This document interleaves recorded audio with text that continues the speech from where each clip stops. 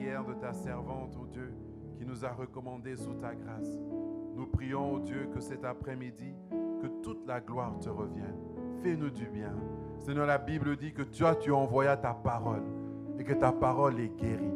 Guéris nos cœurs, guéris nos pensées, guéris nos corps physiques, guéris nos familles, guéris, Seigneur, nos activités, guéris tout ce qui nous concerne, afin que la gloire et l'honneur te reviennent à toi et à toi seul. Et que ton peuple, Seigneur, puisse rentrer aujourd'hui, Seigneur, fortifié et encouragé par ta parole. Béni sois-tu, Seigneur. Au nom de Jésus, nous prions. Amen. Amen. Amen, amen, amen, amen. J'aurais pensé que tu aurais acclamé un peu plus longtemps. J'aurais pensé que tu aurais acclamé un peu plus longtemps pour ce roi, pour ce Dieu qui est vivant, pour ce Dieu qui est grand, pour ce Dieu qui a renouvelé le souffle de vie à chacun d'entre nous. Il règne à jamais. Son nom est grand, son nom est grand. On l'appelle le Dieu des dieux, le Seigneur des seigneurs, le Prince de paix. Il est celui qui nous donne toujours un espoir nouveau. Amen. Que ton nom soit béni, que son nom soit béni. Amen. Sans plus tarder, je nous demande d'ouvrir nos Bibles ce matin dans le livre de Matthieu. Matthieu chapitre 14. Matthieu chapitre 14. À partir du verset 22 au verset 33. J'ai dans mes notes un autre texte, Néhémie chapitre 2, versets 12 à 15, pour ceux qui prennent note, mais sûrement nous n'allons pas parler de ça, ça sera pour mercredi. Donc déjà, rendez-vous mercredi pour la suite. Mais aujourd'hui, nous sommes dans Matthieu 14, 22 à 33. Et comme thème, pour ceux qui écrivent, le thème de cet après-midi, c'est les yeux de la foi. Je répète encore, pour ceux qui écrivent, les yeux de la foi. Amen. Nous sommes dans Matthieu chapitre 14, versets 22 à 33. La Bible dit, aussitôt après, on parle de Jésus, il obligea les disciples à monter dans la barque et à passer avant lui de l'autre côté, pendant qu'il renverrait la foule. Vous avez trouvé? Amen. Je relis encore. Aussitôt après, il obligea les disciples à monter dans la barque et à passer avant lui de l'autre côté, pendant qu'il renverrait la foule. Quand il eut renvoyé, il monta sur la montagne pour prier à l'écart. Et comme le soir était venu, il était là seul. La barque, déjà au milieu de la mer, était battue par les flots, car le vent était contraire. À la 4e veille de la nuit, Jésus alla vers eux, donc vers ses disciples, marchant sur la mer. La Bible dit, quand les disciples le virent marcher sur la mer, ils furent troublés et dirent, c'est un fantôme. Et dans leur frayeur, ils poussèrent des cris. Jésus leur dit aussitôt, rassurez-vous, c'est moi, n'ayez pas peur. Pierre lui répondit, Seigneur, si c'est toi, ordonne que j'aille vers toi sur les eaux. Et il dit, viens. Pierre sortit de la barque et marcha sur les eaux pour aller vers Jésus. Mais, voyant que le vent était fort, la Bible dit, il eut peur. Et comme il commençait à s'enfoncer, il s'écria, Seigneur, sauve-moi. Aussitôt, Jésus étendit la main, le saisit et lui dit, homme de peu de foi, pourquoi as-tu douté? La Bible dit au verset 32, et ils montèrent dans la barque, c'est-à-dire Jésus et Pierre, et le vent cessa. Ceux qui étaient dans la barque vinrent se prosterner devant Jésus et dire, tu es véritablement le Fils de Dieu.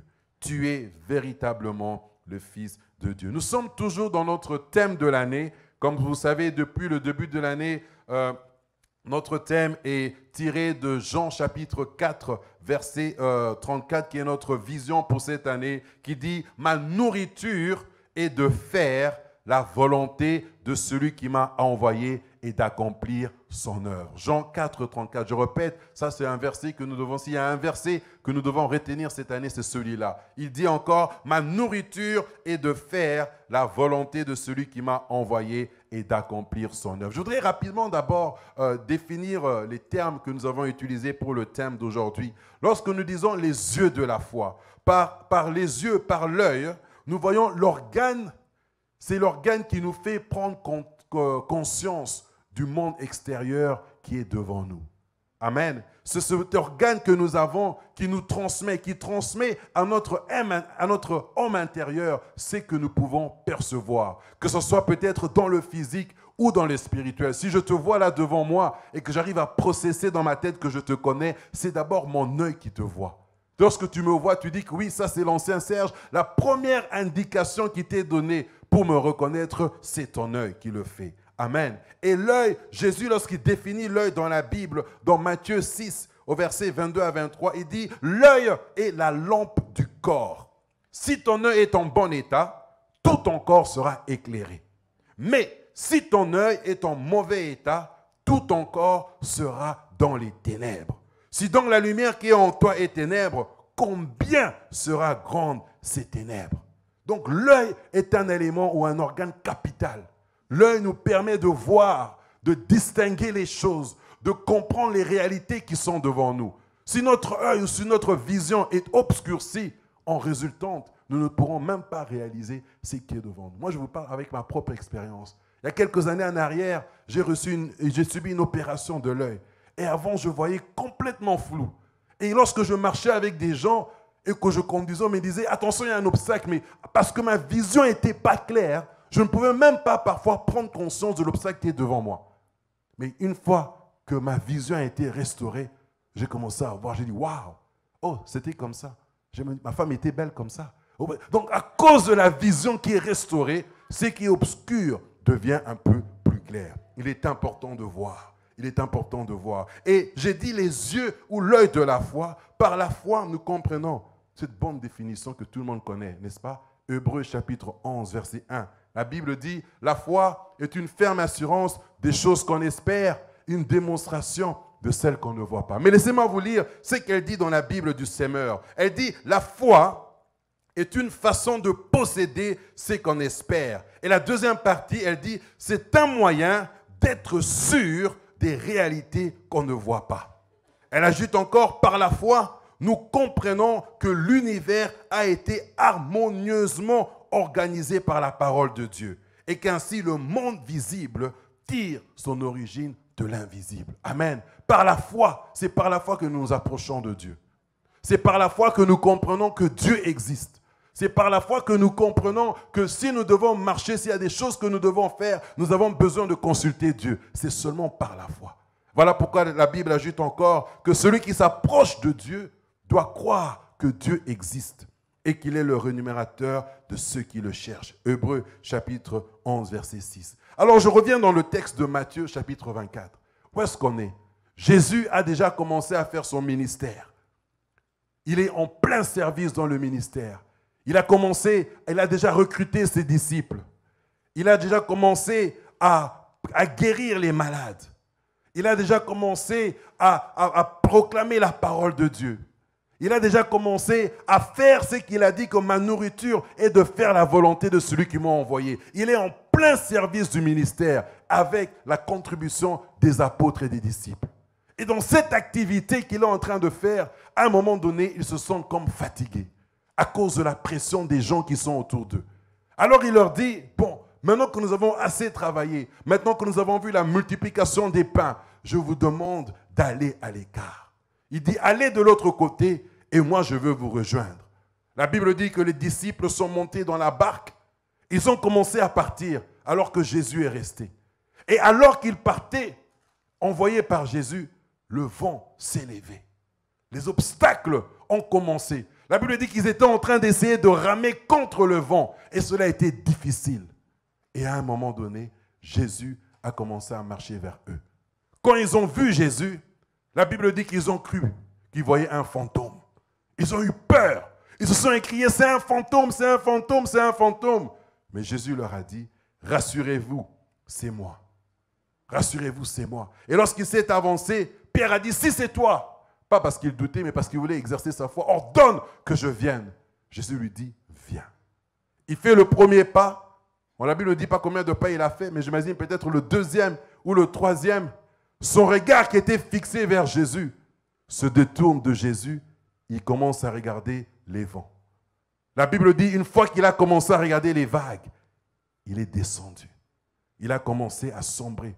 Au point qu'il a dit, Seigneur, sauve-moi. Et Jésus lui a tendu la main et lui a dit, homme de peu de foi. Et ils sont montés dans la barque et dès qu'ils sont entrés sur la barque, la Bible dit que la tempête cessa. Et les autres autour de lui, lorsqu'ils ont vu cela, ils se sont prosternés pour adorer Jésus. Qu'est-ce que ça nous enseigne?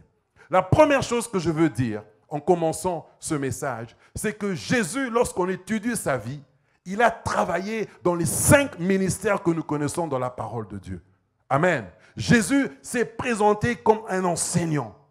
La Bible dit que lorsque Jésus enseignait, il enseignait avec autorité. Les gens étaient profondément impressionnés par son enseignement parce qu'il n'enseignait pas comme les autres, comme les scribes ou les pharisiens. On voit cela par exemple dans Matthieu chapitre 22, versets 33 à 34. Il enseignait avec une autorité qui était hors du commun. Certains d'entre nous seront touchés par l'enseignement. Amen. Certains d'entre nous, dans l'activité de Jésus, ce qui va les toucher, c'est la façon dont certains vont faire le ministère de l'enseignement. L'enseignement est important. Lorsqu'on voit Jésus qui était très occupé, l'une autre chose qu'on le voit faire, on le voit aussi apparaître comme un prédicateur. De temps en temps, au lieu d'enseigner calmement, on le voyait crier, pousser des cris, appeler des gens à la repentance. Tout cela faisait partie du ministère ou de l'activité de Jésus. De temps en temps, le ministère se manifeste par la prédication. Amen. Et aussi, on voit Jésus paraître comme un grand prophète. Amen. Comme un grand prophète. Lorsque nous voyons par exemple 2 interactions de Jésus avec les hommes. Lorsque Jésus rencontre Nathanaël, la Bible dit que Philippe est allé voir Nathanaël pour lui dire « On a trouvé le Messie ». Nathanaël répond, c'est dans Jean chapitre 1, pour ceux qui prennent note, versets 46 à 51. Nathanaël répond et dit, y a-t-il quelque chose de bon qui peut venir de Nazareth? Parce qu'il connaissait la doctrine, il connaissait la prédication. Mais lorsque Jésus est venu vers lui, Jésus lui a dit, tu es Nathanaël. Alors même que tu étais sous l'arbre, je t'avais vu. Et la réaction de Nathanaël, il est marqué non pas par la doctrine, pasteur Jackie, non pas par l'enseignement, mais il est marqué par la manifestation du don prophétique de Jésus. Et à ce moment-là, il dit, tu es vraiment venu de Dieu. Et Jésus lui répond, lui dit, c'est parce que je t'ai dit que je t'ai vu sous le figuier que tu penses que je suis vraiment le Fils de Dieu. Attends, tu n'as encore rien vu. Tu verras aussi le ciel ouvert et les anges de Dieu monter et descendre. Bien-aimés, apprenons à respecter les ministères établis par Dieu. C'est très important dans notre vie. Dieu est multisystème, si je peux m'exprimer ainsi. De temps en temps, ce qui nous touche, c'est l'enseignement. De temps en temps, ce qui nous touche, c'est la prédication. De temps en temps, ce qui nous touche, c'est la prophétie. De temps en temps, ce qui nous touche, c'est l'évangile, c'est le ministère d'un pasteur. De temps en temps, ce qui nous touche, c'est le ministère aussi d'un apôtre. Toutes ces choses, c'est Dieu lui-même qui les dispose pour l'édification de son Église. Nous sommes une Église grandissante. Nous ne pouvons pas minimiser ou rejeter les dons de l'Esprit de Dieu. Nous devons prendre conscience de leur réalité parce que Jésus lui-même a commencé à tous les exercer. N'est-ce pas qu'il dit, je suis le bon berger? Amen. N'est-ce pas qu'il dit que sur cette église, tu es pierre, sur cette pierre, je bâtirai mon église. Jésus était très occupé à chasser les démons. Oui, Jésus chassait les démons. Certains n'avaient pas besoin d'entendre que ton nom est Nathanaël ou bien que tu es la femme samaritaine, l'homme que tu as avec toi, ce n'est pas ton mari, tu en as 5. À ce moment, il dit, venez, j'ai rencontré quelqu'un qui m'a dit tout ce qu'il avait. Certains n'ont pas besoin de ça. D'autres ont besoin de voir les démons sortir. Certains ont besoin de voir la guérison physique. Certains ont besoin de voir les mariages restaurés. Tout ça, ça fait partie de la diversité ou du paquet de l'évangile. Nous sommes des enfants de Dieu qui devons comprendre ces choses. Sinon, nous pouvons nous retrouver à minimiser certains dons, peut-être parce que nous ne les avons pas, ou peut-être parce que nous ne les comprenons pas. Dieu est grand. Amen. Dieu est grand. Et lorsque nous comprenons cela, nous voyons que Jésus, Pierre lui-même, lorsqu'il parlait, il dit qu'il y a diversité de dons, mais c'est le même esprit. Il y a diversité de ministères, mais c'est le même Seigneur. Il y a diversité d'opérations, mais c'est le même Dieu. 1 Corinthiens chapitre 12, versets 4 à 7. Et il est important de voir lorsqu'on lit plus loin dans 1 Corinthiens chapitre 12, Paul dit encore, il dit, l'œil ne peut pas dire à la main, je n'ai pas besoin de toi. Ni la tête dire aux pieds, je n'ai pas besoin de vous. Amen. Si moi je suis prédicateur, je ne peux pas dire que je n'ai pas besoin des choristes. Amen. Parce que j'ai besoin d'eux pour préparer l'atmosphère. Et de la même chose, les choristes ne peuvent pas dire, ah, on n'a pas besoin de ce frère à la voix cassée. On a juste besoin de chanter. Non, parce que tout doit se compléter pour un même objectif, pour le perfectionnement de l'Église, pour l'édification des saints, pour nous préparer à rencontrer le Seigneur. Sois actif dans un ministère. Sois actif dans un ministère tout en respectant le don ou la grâce que Dieu a mis dans la vie d'un autre. C'est important. Respectons le ministère de tout un chacun. Et j'aime lorsque David savait qu'il avait l'onction royale. Il arrive quelque part où Saül était encore roi. On lui dit, tu as l'opportunité de le tuer ici. Il dit, non, non, non, non, non. Je ne tuerai pas un oint de Dieu. J'attendrai mon temps parce que mon appel, je l'ai reçu de Dieu. Et au temps opportun, Dieu permettra à ce que je fasse le ministère. Ne minimise pas ce que les autres font dans le service de Dieu. Il est important de respecter ou de rester dans son corridor du ministère. Amen. Et la deuxième chose qu'on peut retenir ici, après que Jésus était très occupé et qu'il décide de renvoyer la foule, il a fait une autre chose. Il s'est écarté pour prier. Il n'y a pas de ministère sans la prière. Je le répète, il n'y a pas de ministère sans la prière. Tu peux connaître ta Bible, tu peux mémoriser les versets, tu peux chanter les bonnes notes de musique, tu peux avoir un bon sourire pour accueillir les gens, tu peux savoir gérer l'argent, tu peux savoir, je ne sais pas, parler aux petits enfants, tu peux savoir de temps en temps crier. L'efficacité dans ton ministère, l'efficacité dans ce que Dieu t'a appelé à faire ne sera visible que si tu es capable d'être en intimité avec Dieu, avoir un temps de prière, de consécration pour voir cela se manifester. Même Jésus prenait du temps dans la prière. Même Jésus, lorsqu'il préparait quelque chose, une fois qu'il avait fait ces choses, la Bible dit qu'il a renvoyé la foule. Avant d'aller à la prochaine mission, il s'est mis dans un état où il pouvait consulter son Père pour avoir une direction. C'est très important. C'est très important. Alors on voit ainsi la troisième chose, lorsque Jésus dit à ses disciples d'aller de l'autre côté, ils font face à la tempête. Ils font face à la tempête. Hier soir, je disais, Seigneur, mais ce n'est pas possible. Moi, certains d'entre nous pensons qu'une fois qu'on est enfant de Dieu, tout doit être, est-ce qu'on peut dire ça, vert. Pas d'obstacle. C'est Dieu qui leur a dit, Jésus leur a dit, allez de l'autre côté. C'est Jésus qui leur a inspiré. Ils étaient sous la conduite de Dieu. Mais malgré qu'ils font ce pas, il y a un obstacle. Il y a un vent qui les agite, qui ne comprennent même pas comment gérer cela. Jusqu'à ce que Jésus lui-même commence à arriver. Il commence à arriver. Nous avons lu, la Bible dit que lorsqu'ils ont vu Jésus, ils ont crié, pensant que c'était un fantôme. Ah! Ceux qui ont marché avec Jésus, ceux qui étaient en intimité soi-disant avec Jésus, qui étaient dans le ministère très occupés, juste quelques heures avant, Jésus leur avait dit, prenez les paniers des poissons, des pains, faisez toutes ces choses ensemble, préparez-les. Ils ont vu la main de Dieu se manifester. Mais ils n'ont pas reconnu leur Seigneur. Waouh! Ils n'ont pas reconnu leur Seigneur. Frère, sœur, tu peux être dans le ministère, mais loin de Dieu. Aïe! Je répète, tu peux être dans le ministère très actif, mais pas capable de reconnaître le Seigneur. De le considérer comme un fantôme, de voir les choses de Dieu se passer devant toi, mais parce que tes yeux sont obscurcis, parce que tu ne comprends pas dans quel état tu es, parce que ta foi n'est plus vers Dieu, mais sur autre chose, tu verras Dieu venir vers toi et tu vas dire, c'est un fantôme qui vient devant moi.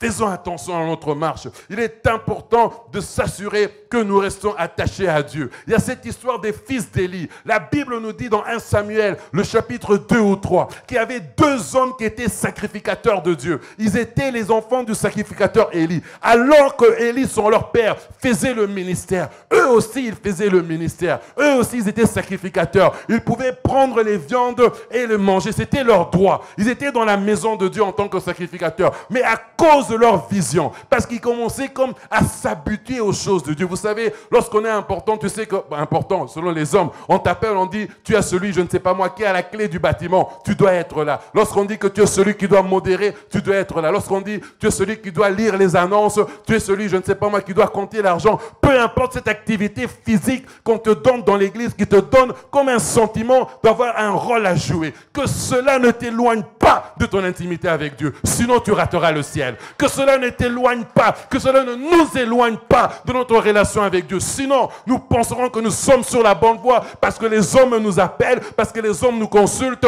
mais loin de Dieu dans nos cœurs. Reste attaché à Dieu. Reste attaché à Dieu. Ces enfants, ils étaient là, ils prenaient la viande.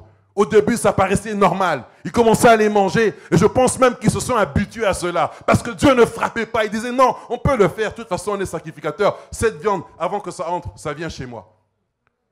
Ils sont passés à une autre étape. Il dit, avant d'aller même voir le sacrificateur, Élie, venez nous parler.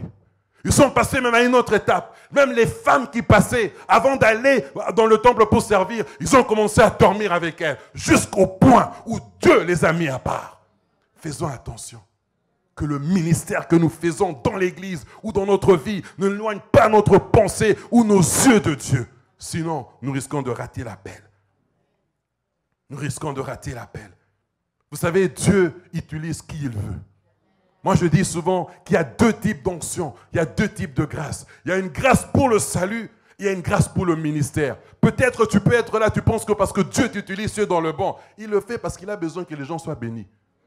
Il y a des gens qui sont venus ici avec une vraie attente de Dieu. Il dit, bon, comme je vois mon frère, ma soeur ou ma fille qui a besoin d'une grâce, je fais passer une onction en toi. Mais cela ne veut pas dire que tu es dedans. Faisons attention. Faisons attention, bien-aimés. On voit dans la Bible Cyrus qui était un roi païen.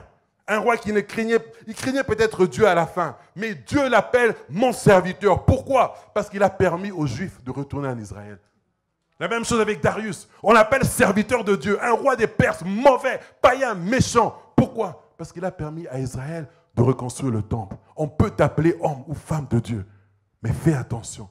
Assure-toi que dans ta vie d'intégrité, dans ta vie personnelle, tu es toujours et encore attaché à Dieu. Que tu fuis le péché de toutes tes forces. Que tes pensées sont toujours tournées vers Dieu. Que tu aimes Dieu de tout ton cœur. Que ce que tu fais dans ta marche n'est pas à cause de ceux qui m'entourent, de ceux qui me connaissent, mais parce que j'aime le Seigneur des armées. Parce que mes yeux sont fixés vers le roi de gloire. Parce que je ne regarde pas ce qui est devant moi, mais parce qu'au-dedans de moi, je sais que j'aime Dieu.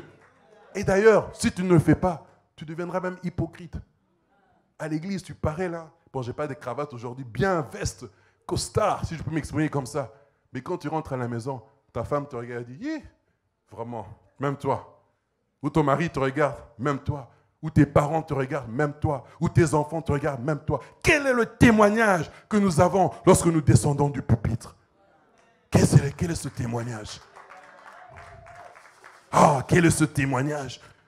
Qu'est-ce que tes enfants disent de toi? Qu'est-ce que ta femme dit de toi? Qu'est-ce que ton mari dit de toi? Qu'est-ce que tes parents disent de toi? Qu'est-ce que ceux qui peuvent te voir quand tu n'es pas en train de faire du racochetere bababosa peuvent dire de toi? Qu'est-ce que c'est ceux qui te voient quand tu n'es pas en train de lire la Bible pour dire que tu te prépares à quelque chose? Qu'est-ce qu'ils peuvent dire de toi? Voient-ils encore en toi la crainte de Dieu? Voit-il encore en toi l'amour pour celui qui t'a sauvé? Que voit-il? Que voit-il? Que voit-il? Seigneur, aide-nous. Aide-nous, Dieu des cieux. Aide-nous. Aide-nous. Aide-nous. Ces disciples ont cru que Jésus était un fantôme. Leur cœur n'était même pas encore, ils ne comprenaient même pas encore la puissance de Dieu. Ils ne comprenaient même pas encore la grandeur de l'Éternel des armées.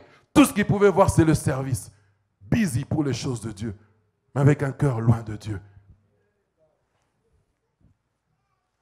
Il y a quelques jours, quelqu'un m'a envoyé un verset qui m'a beaucoup fait réfléchir. Je l'ai aimé.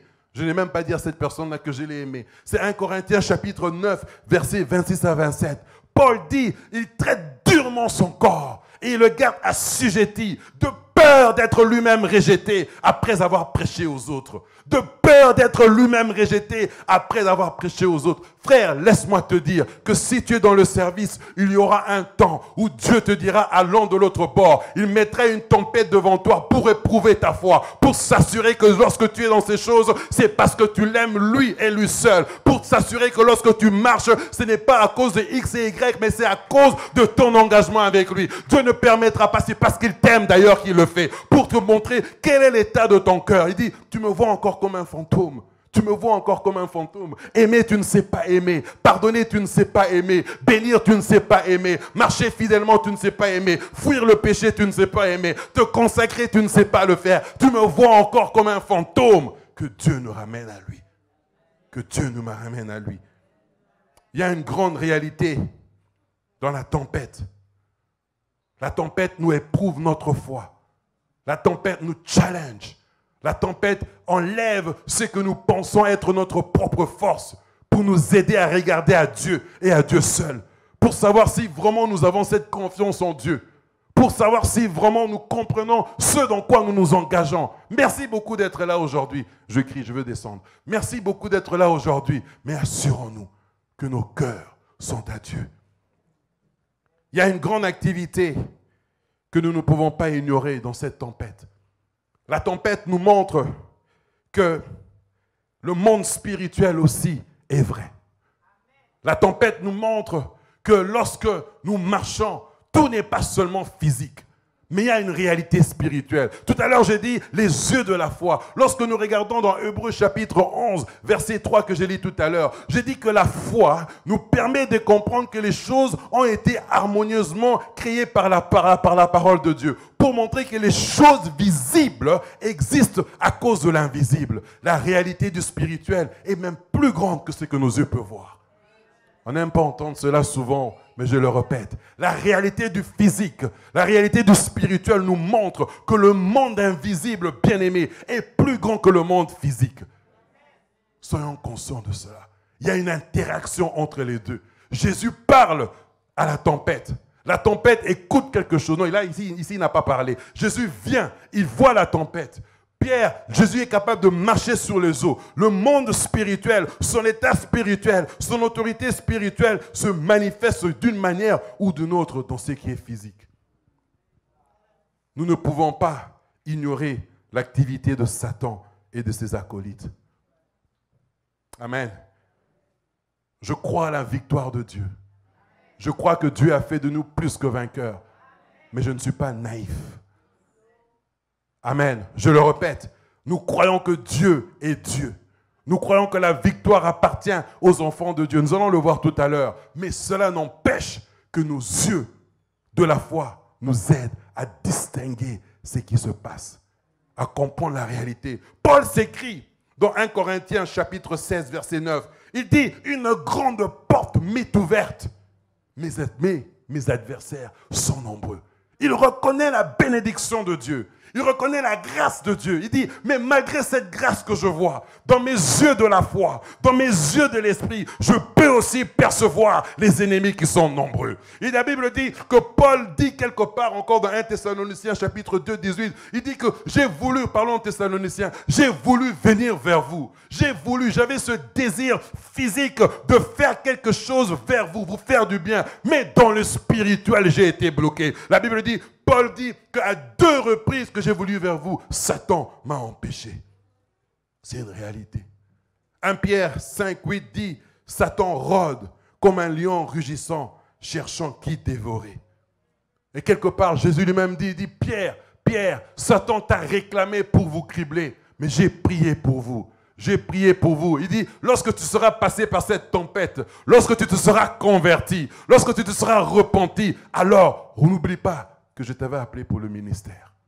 Amen. La tempête nous aide à défier notre foi. Et même si on n'enseigne pas souvent le dimanche, je veux encore nous le dire, même si je ne l'enseigne pas souvent le dimanche, je veux encore nous le dire. Dans cette réalité de Satan, Satan peut nous attaquer de plusieurs manières. J'ai eu à cœur de nous présenter 4 rapidement. Si nous pouvons noter, c'est important. La première façon que Satan attaque souvent ceux qui croient en Dieu, c'est par des paroles de malédiction. Amen. Que Dieu nous aide. C'est par des paroles de malédiction. La Bible nous montre dans 1 Samuel chapitre 17, verset 43. Alors que David se battait contre Goliath, la Bible dit que Goliath, Israël, bien qu'ils étaient forts, bien qu'ils avaient marché avec Dieu, leurs yeux de la foi devant les Philistins n'arrivaient plus à regarder à Dieu. Ils ont commencé à regarder aux Philistins. Et ce détournement de vision a donné du courage à Goliath. À telle enseigne que lorsque Goliath a paru devant devant David, il lui a dit, je te maudis par mes dieux. Amen. Les paroles, quelqu'un, ou dans les forces des ténèbres, ils peuvent prononcer des paroles de malédiction contre nous. Dans notre langage, on dit des paroles d'envoûtement. Mais lorsque nous le savons, lorsque nous prenons conscience de ces paroles, nous devons faire une chose, la même chose que David a faite. Il a dit, tu viens vers moi avec tes dieux, moi aussi, je viens vers toi avec la parole, avec le nom de l'Éternel des armées. Sachons proclamer le nom de l'Éternel des armées contre ceux qui se lèvent clairement vers nous. Je le répète, sachons repliquer avec le nom de l'Éternel contre ceux qui viennent clairement vers nous. Si quelqu'un clairement te dit, en tout cas je te maudis, tu dis, au nom de Jésus, cela n'aura aucun effet sur ma vie. Si quelqu'un dit, tes enfants ne progresseront pas, tu dis, au nom de Jésus, moi leur Père, je les bénis. Si quelqu'un dit, ta femme ne réussira pas, tu dis, au nom de Jésus, elle est à moi, elle réussira. Si quelqu'un dit, ton mari n'aura même pas de succès, tu dis, au nom de Jésus. Lorsque quelqu'un parle, tu repliques aussi, mais avec la parole de Dieu. Première. Deuxième étape, souvent dans le monde occulte, lorsque nous sommes attaqués, parfois on peut utiliser des sacrifices d'animaux. N'ayez pas peur, hein, ok? C'est juste pour ouvrir nos yeux. Quelque part dans Luc chapitre, une parenthèse rapide, dans Luc chapitre 14, versets 31 à 32, Jésus dit que si un homme, un roi veut aller en guerre, il y a deux choses qu'il fait. Premièrement, il essaie d'étudier le camp de l'ennemi pour voir quelle force il a. Deuxièmement, il revient en lui-même pour voir s'il a la capacité de pouvoir combattre. Amen. Donc ici, je suis en train d'ouvrir nos yeux sur ce qui peut être de l'autre côté. Amen. Après, nous allons revenir pour voir que nous sommes, bien sûr, plus que vainqueurs en Christ. Mais d'abord, la première chose, c'est la malédiction en parole. La deuxième chose, c'est les sacrifices d'animaux. Le sang dans le monde des esprits a une valeur très grande. Amen. Nous voyons lorsque Élie fait face au prophète des Baals, dans 1 Roi chapitre 18, 26, l'une des choses qui a commencé à prendre place, c'était le sang des animaux qui a commencé à couler. Parfois dans le monde des esprits, dans le monde occulte, pour attaquer ou maudire des gens de l'autre côté, on utilise le sang d'animaux. Deux autres trucs, après nous allons changer de cap. Et parfois aussi, toujours dans 1 Roi chapitre 18, verset 28, parfois les hommes de l'occulte, pour attaquer les hommes ou les enfants de Dieu, ils utilisent aussi leur propre sang. Parfois, ils se mutilent eux-mêmes afin que ce sang puisse couler et leur donner une capacité dans le monde spirituel pour pouvoir réclamer quelque chose. Wow. Vous êtes avec moi? Amen, amen. Et deux autres choses, j'ai dit. Une autre chose que nous voyons aussi parfois lorsque nous étudions la Bible, c'est que parfois, il peut arriver qu'il sacrifie du sang innocent. Du sang innocent. On voit dans 2 Rois chapitre 3, versets 26 à 27. Israël reçoit l'ordre de Dieu ou l'autorisation de Dieu par la bouche d'un prophète de pouvoir attaquer Moab. La Bible montre qu'ils ont commencé à faire le combat. Ils ont commencé à avancer, à prendre du terrain, à entrer et à montrer la main de Dieu. Moab a essayé de prendre toutes ses forces, mais Israël continuait d'avancer. Jusqu'à ce qu'à un moment donné, Moab a décidé de prendre le roi de Moab a pris son propre fils unique, non, son premier-né, qui devait hériter du royaume. Il a sacrifié. Une fois qu'il a sacrifié, je vous laisse lire ça dans 2 Rois chapitre 3. Une fois qu'il a sacrifié, la Bible dit que Israël, bien qu'elle voulait, où elle avait déjà le décret de Dieu de remporter la victoire, elle s'est arrêtée. Ils sont rentrés. Amen. l'ennemi est très rusé. Et la Bible dit, dans 2 Corinthiens chapitre 2, versets 10 à 11, nous n'ignorons pas ses desseins. Il essaie de créer le manque de pardon, les blessures intérieures et la division au milieu de nous. Amen. Mais il y a une chose que j'aime, que je voudrais nous partager ce soir ou cet après-midi. C'est que même lorsque, premièrement, j'ai dit, on a parlé des paroles. Amen. Des paroles. Lorsqu'on te prononce une parole et que tu l'entends, tu répliques en bénissant. Mais lorsque tu n'entends pas cette parole, parce qu'on n'est pas omnipotent ou omniprésent comme Dieu, il y a des lieux où nous ne pouvons pas être, où des gens peuvent parler de nous. Une chose que nous devons nous assurer, comme Israël dans Nombre 23, c'est que nous restons toujours sous la couverture de Dieu. Pourquoi? Parce que lorsque nous restons sous la couverture de Dieu, l'enchantement et la divination ne pourra rien contre nous. Mais une fois que nous commençons à ouvrir nos cœurs au péché, d'ailleurs, lorsqu'on lit cette histoire, Balak et Balaam, ils ont essayé de maudire. À chaque fois qu'ils venaient, Israël dormait dans le camp. Israël ne savait rien. Ils venaient pour maudire. Leurs paroles étaient toujours détournées, jusqu'à ce que le roi dit, mais qu'est-ce qui se passe? Il dit, non, l'ange de l'Éternel est avec eux. Mais je vais te dire, si tu les pousses à pécher, à aller contre les femmes étrangères, alors là, j'aurai la victoire. Ta sanctification, ta consécration avec Dieu déterminera ton décret de victoire. Je répète, ta sanctification, ta consécration avec Dieu déterminera ton décret de victoire dans le monde spirituel. Alléluia. La Bible dit que nous sommes nés de Dieu. Nous sommes nés de Dieu. Bien que je nous décris ces choses du camp de l'ennemi, c'est pour nous ouvrir les yeux, pour nous dire que l'ange de la mort, que l'esprit du mal essaye toujours de nous attaquer. Mais lorsque nous regardons vers lui, nous allons descendre. Mais si nous tournons nos yeux vers Dieu, nous pouvons remonter. Voilà pourquoi la Bible dit que à nous qui l'avons reçu, qui avons cru en son nom, elle, la parole, nous a donné le pouvoir de devenir enfants de Dieu. Non pas selon la volonté d'un homme, mais selon la volonté de Dieu. Et il ajoute encore dans 1 Jean chapitre 5, verset 4, que nous qui sommes nés de Dieu, nous triomphons du monde. Et notre victoire sur le monde, c'est notre foi. Notre confiance en Dieu nous donne la capacité de gagner. La Bible dit dans Proverbe encore chapitre 18, verset 10, que le nom du Seigneur est une tour forte. Le juste s'y refuge et il se trouve en sécurité. La Bible a dit encore que l'ange de l'Éternel campe autour de ceux qui le craignent pour les arracher de tout danger. C'est dans Psaume 34, verset 7. Et c'est que j'aime, même lorsqu'il y a des sangs des animaux qui coulent, même lorsqu'il y a des sangs des occultistes qui coulent, même lorsqu'il y a des sangs des innocents qui coulent, la Bible nous dit que le sang de Jésus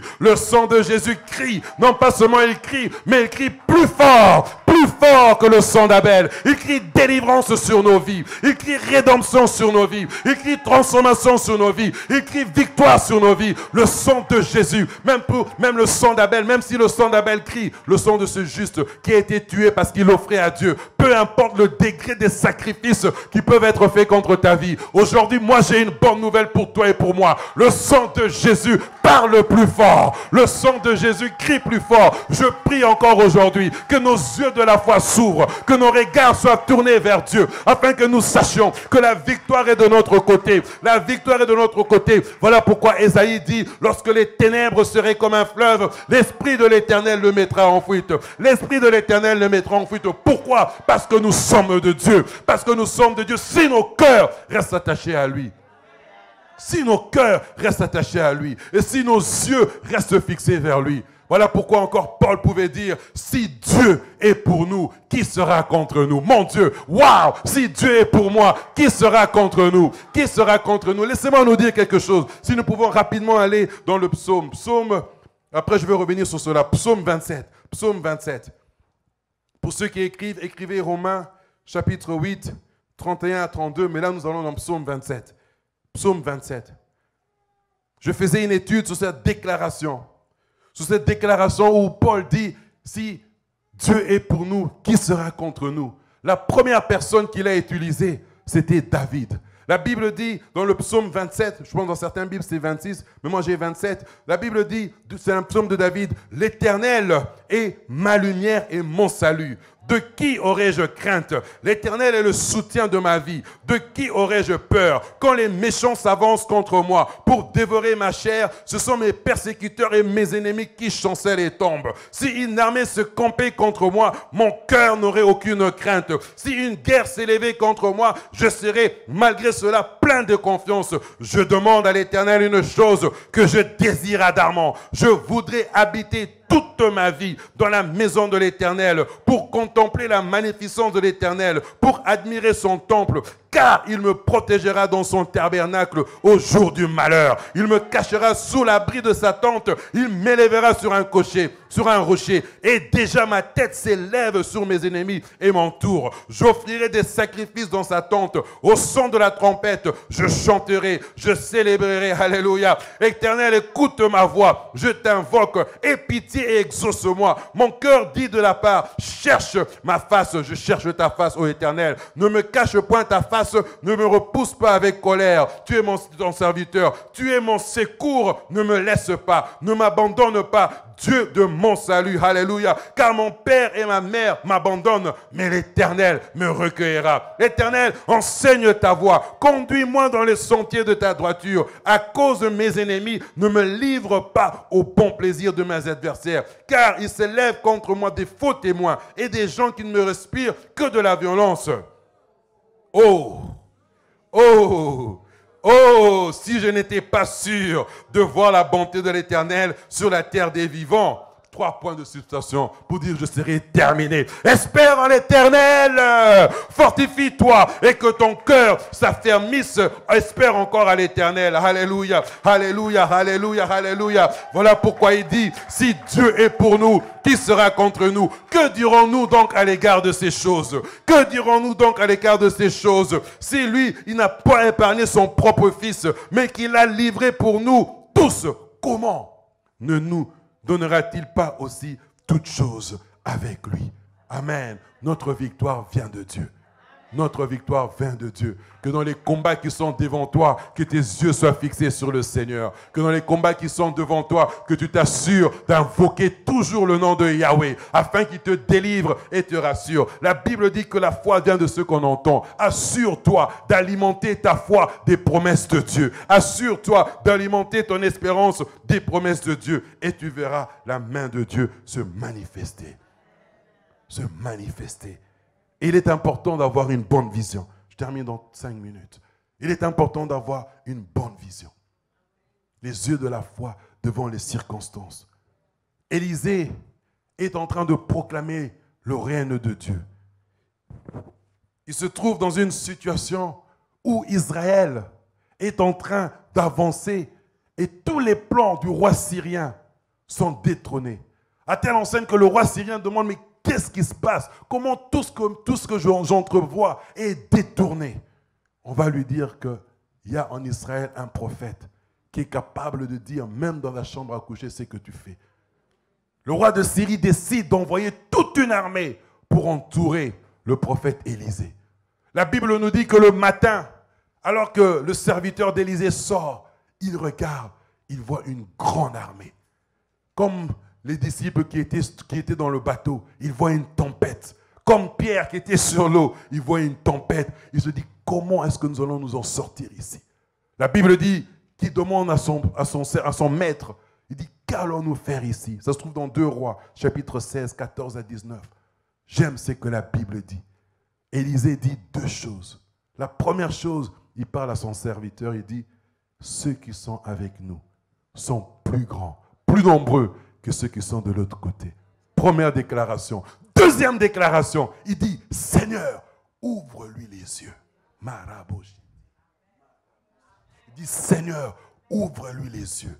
Lorsque ses yeux s'ouvrent dans le spirituel, il voit des chars de feu, il voit une armée très grande, et même dans sa foi, même c'est rassuré, tout cela dit, ah, la victoire est à nous, jusqu'à ce que Dieu manifeste encore sa puissance. Élisée prie, il frappe d'aveuglement tous les soldats, il les ramène même en Syrie, il dit maintenant que leurs yeux s'ouvrent encore, qu'ils voient où ils sont. ceux qui sont avec nous sont plus nombreux. Je prie que dans ta vie, tes yeux spirituels s'ouvrent. Je prie que dans ta vie, tes yeux de la foi s'ouvrent, afin que tu vois que ceux qui sont avec toi sont plus nombreux. Je prie que dans ma vie, que nos rêves ne soient pas seulement des attaques de l'ennemi, mais qu'au-delà de ce que l'ennemi peut faire contre nous, que Dieu nous ouvre les yeux, afin que nous voyons que ceux qui sont avec nous sont plus nombreux et plus forts que ceux qui sont de l'autre côté. La même chose se manifeste encore lorsque Josué est sur le point de prendre Jéricho. Dans Josué au chapitre 5, la Bible dit que Dieu lui avait donné l'instruction d'attaquer Jéricho. Il arrive là.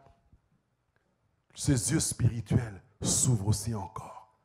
Qu'est-ce qu'il voit? Il voit un homme vêtu de blanc avec une épée. Il va même lui dire, toi, tu es avec nous ou contre nous? Moi, j'aime la réponse de l'ange de l'Éternel. Il dit, je suis le chef de l'armée de l'Éternel. J'ai été envoyé pour te secourir. Oh, je prie que dans ma vie, que tes paroles, telles déclarations soient une réalité pour moi. Que j'ai des combats dans ma vie que je ne comprends pas, mais que j'entende la voix de Dieu dire que j'ai dépêché mon ange pour te secourir. Que j'ai dépêché mon ange pour marcher avec toi, afin que ma foi soit rassurée, afin que je dise maintenant, je peux aller atteindre Jéricho. Et aïe, aïe, aïe, aïe, aïe, aïe, aïe, aïe, aïe. Lorsque les gens traversent des situations, on peut dans la même situation difficile, mais si mes yeux ou si tes yeux sont ouverts, on ne réagira pas de la même façon. On peut être dans une situation difficile. Si mes yeux sont clairs, si tes yeux sont clairs, tu verras au-delà du physique. Tu verras le spirituel et tu vas même réagir différemment. Les autres peuvent paniquer, toi tu es calme.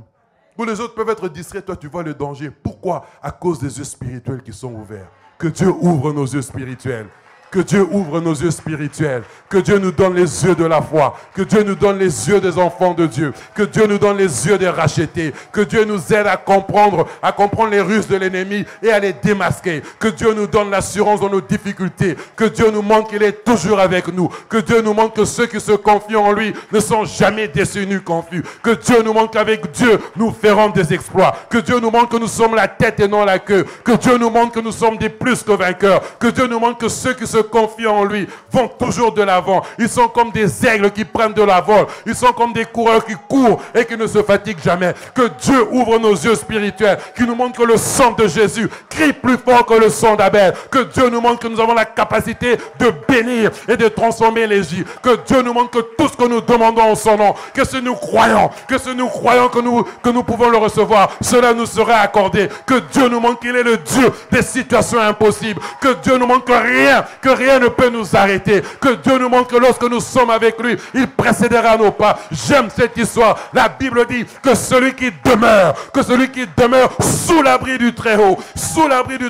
repose à l'ombre du Tout-Puissant. Je m'écris, loué soit l'Éternel, et je suis délivré de tous mes ennemis. Je prie encore aujourd'hui que tes rêves soient changés à cause de la vision de Dieu. Que Dieu rétablisse ta vue, que tu vois du 20/20, qu'il ouvre nos yeux spirituels en enfants de Dieu, que nos prières soient exaucées parce que nous savons que notre Dieu est fidèle et qu'il écoute nos prières, qu'il est le Dieu qui écoute les prières, que notre foi soit boostée en Jésus. Ce matin ou cet après-midi, je suis venu dire à quelqu'un que lorsque Jésus est avec toi, lorsqu'il te tient la main et qu'il entre dans la barque, la tempête cessera. Il n'aura pas besoin même de parler. Juste le fait qu'il est là, la tempête sera arrêtée. Invoque Jésus, invoque Jésus, invoque Jésus, invoque Jésus, invoque Jésus, et qu'il te délivre de tous tes ennemis. Que la gloire revienne à son nom. Que la gloire revienne à son nom.